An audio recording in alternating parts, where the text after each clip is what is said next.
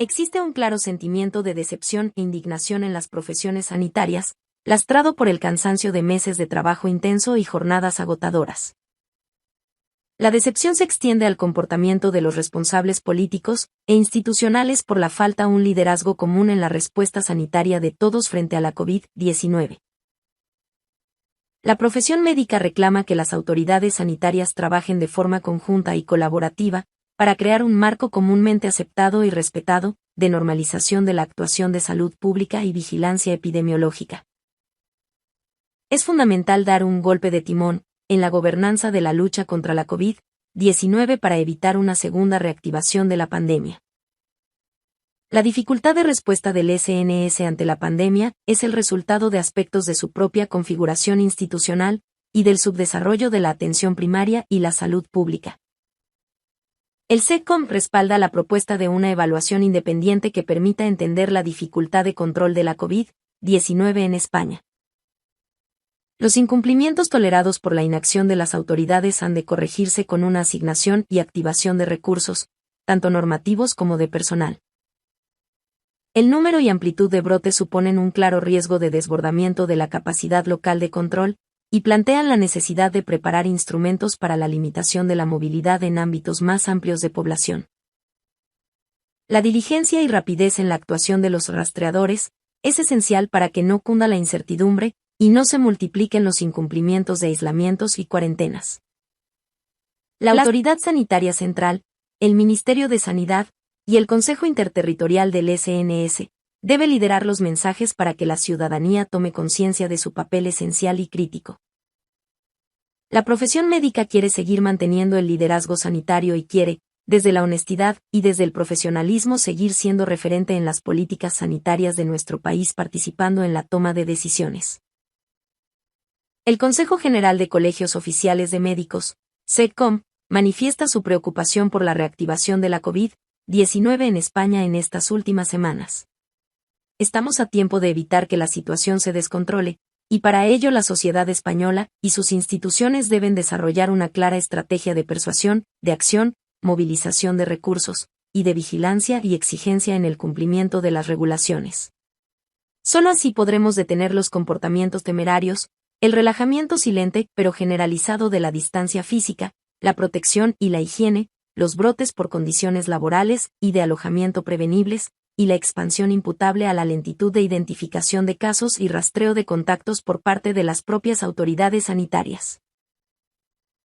Los médicos y demás profesionales y trabajadores sanitarios agradecen los aplausos y el afecto de la población, pero la sociedad española debe saber que cunde la decepción y el desaliento, y en ocasiones indignación por algunas conductas irresponsables y posiblemente delictivas que observamos a nuestro alrededor.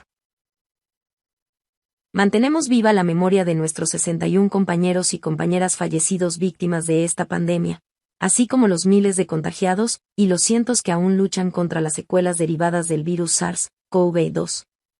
La capacidad física y emocional de los médicos se encuentra en situación de agotamiento.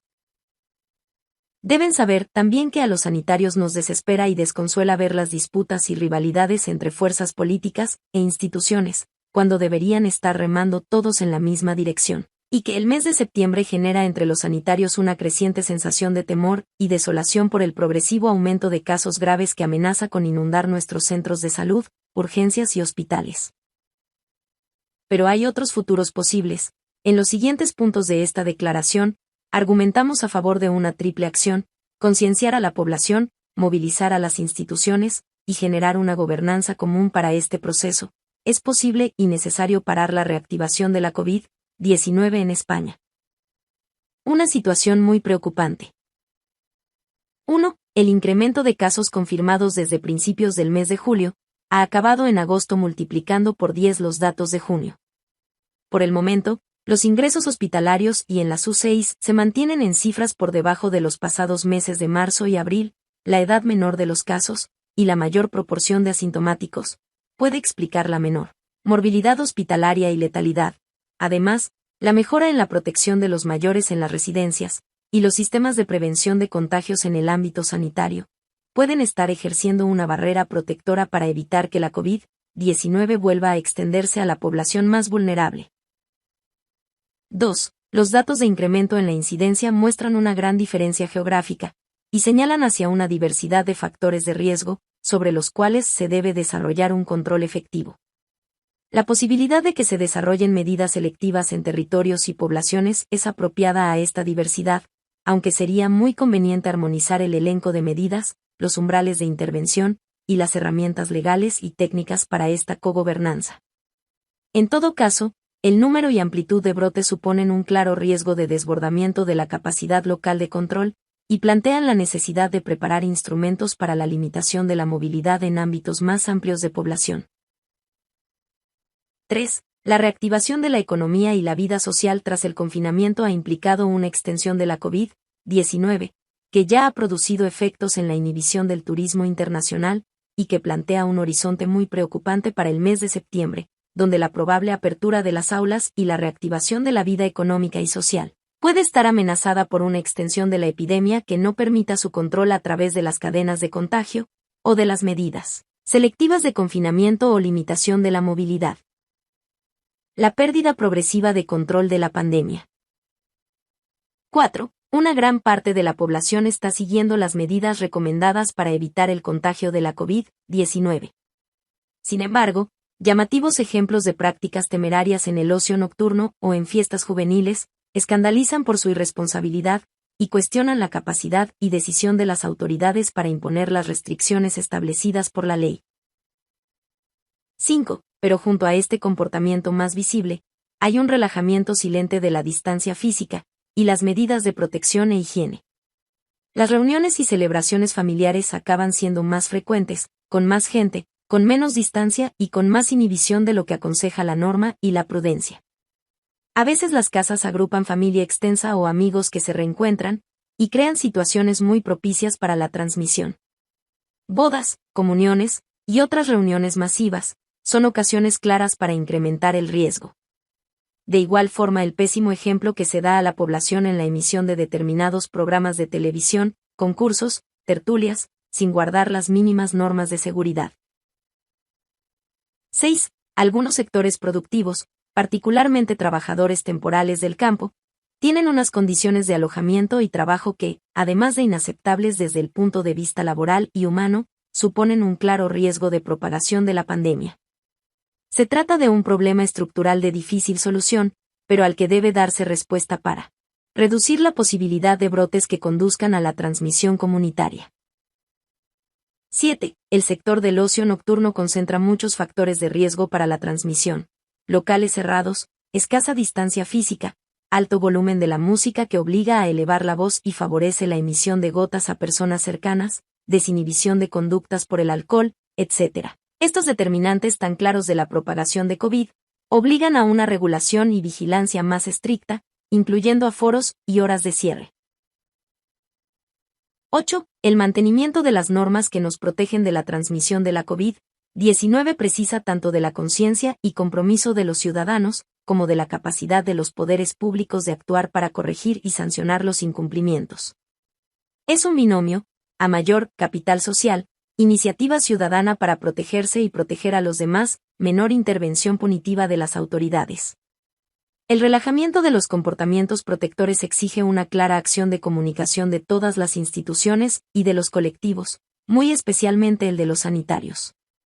Los incumplimientos tolerados por la inacción de las autoridades han de corregirse con una asignación y activación de recursos, tanto normativos como de personal.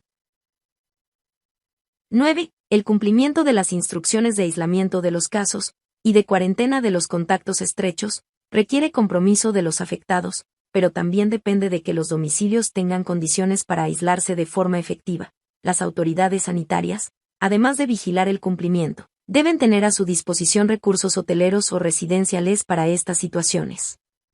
La diligencia y rapidez en la actuación de los rastreadores es esencial para que no cunda la incertidumbre y no se multipliquen los incumplimientos de aislamientos y cuarentenas por falta de seguimiento o consejo personalizado. Los sanitarios ante la reactivación, entre la decepción y la indignación. 10. Muchos sanitarios ya recelaban de que, al disiparse el eco de los aplausos, el comportamiento de la población, desconfinada, no iba a ser tan ejemplar como se hubiera precisado.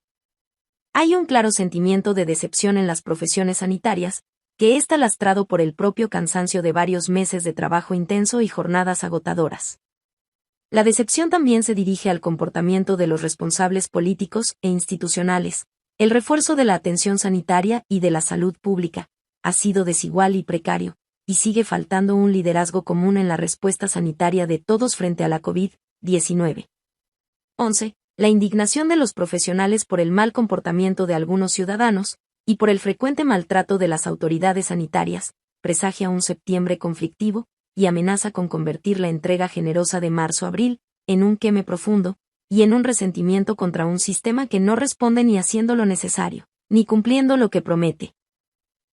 Una hoja de ruta para construir otros futuros posibles. 12. Muchas acciones se pueden poner en marcha en corto plazo, pero otras requieren reformas y tiempo. De hecho, la dificultad de respuesta del Sistema Nacional de Salud ante la pandemia es el resultado de aspectos de su propia configuración institucional y del subdesarrollo de la atención primaria y la salud pública. Estos aspectos no se pueden improvisar, y requieren transformaciones. De hecho, la Comisión para la Reconstrucción Social y Económica propuso para el ámbito de sanidad y salud pública un conjunto de 71 propuestas que pueden ayudar a trazar una hoja de ruta reformista, siempre que haya voluntad política y capacidad de abrir un proceso de participación y colaboración institucional. La propia organización médica colegial en su intervención ante esta comisión ya enumeró un paquete de 45 medidas. 13. También nos sumamos a la propuesta de una evaluación independiente que permita entender la dificultad de control de la COVID-19 en España, recientemente publicada en The Lancet, y a la cual se han ido adhiriendo diversas sociedades científicas y entidades. Las autoridades sanitarias deben trabajar de forma conjunta y colaborativa, para crear un marco comúnmente aceptado y respetado, de normalización de la actuación de salud pública y vigilancia epidemiológica ante la COVID-19, la existencia de guías accesibles, conocidas y aceptadas, así como de sistemas de registro, notificación e información robustos, ágiles y transparentes, crean una base sólida para que los profesionales de todo el Sistema Nacional de Salud puedan coordinar y sincronizar sus decisiones, y para aumentar la confiabilidad de nuestras acciones ante la población. 15. Además de las medidas inmediatas, y de la activación de reformas estructurales necesarias, es fundamental dar un golpe de timón en la gobernanza de la lucha contra la COVID-19, si se quiere evitar una segunda reactivación de la pandemia en España, y un nuevo cierre de la actividad económica y social de nuestro país. Los poderes públicos deben buscar la base normativa y política para dotar a las instituciones y a las autoridades sanitarias de los instrumentos de acción para controlar la propagación. Si no tomamos medidas distintas a las actuales, el incremento que estamos viendo terminará de nuevo en una pérdida de control. Probablemente, estamos viendo un escenario que no vimos en la primera ola, porque no teníamos tanta capacidad de testar ni tanta sensibilidad para el diagnóstico epidemiológico y clínico. En cualquier caso, es muy difícil que haciendo lo mismo que hicimos la vez anterior, excepto por un aumento en el uso de mascarillas, obtengamos un resultado diferente. 16. Para las autoridades de salud pública, es esencial incrementar su capacidad operativa para cortar las cadenas de transmisión, pero también es fundamental que se acuerden sistemas robustos y estables de información de la evolución de la pandemia, que permitan escalar las medidas de limitación de la movilidad y de la restricción de actividades económicas y sociales. Estamos en una situación complicada en la que cabe poner fin de una vez a los claros fallos constantes en la gestión de las estadísticas diarias, con cifras insuficientes y contradictorias que han llevado a una percepción generalizada de descoordinación en la gestión de la pandemia. En ese sentido, cabe reclamar con determinación acabar con los vacíos de información nacional que se producen los fines de semana, no justificables cuando día tras día el número de casos y de nuevos brotes crece sin parar. 17. La Autoridad Sanitaria Central, el Ministerio de Sanidad y el Consejo Interterritorial del SNS deben liderar los mensajes para que la ciudadanía tome conciencia de su papel esencial y crítico a la hora de mantener bajo control la COVID-19, y de esta forma protegerse y proteger a sus seres queridos de un riesgo real y grave de padecer esta enfermedad. 18. Finalmente, solicitamos la participación real del SECOM en la toma de decisiones. La profesión médica centra al ciudadano como eje de sus decisiones, fomentando, desde la crítica constructiva, el espíritu de la responsabilidad y la seguridad, pensando en el individuo, la sociedad y el sistema sanitario. La profesión médica quiere seguir manteniendo el liderazgo sanitario y quiere, desde la honestidad y desde el profesionalismo, seguir siendo referente en las políticas sanitarias de nuestro país. Madrid, 13 de agosto de 2020.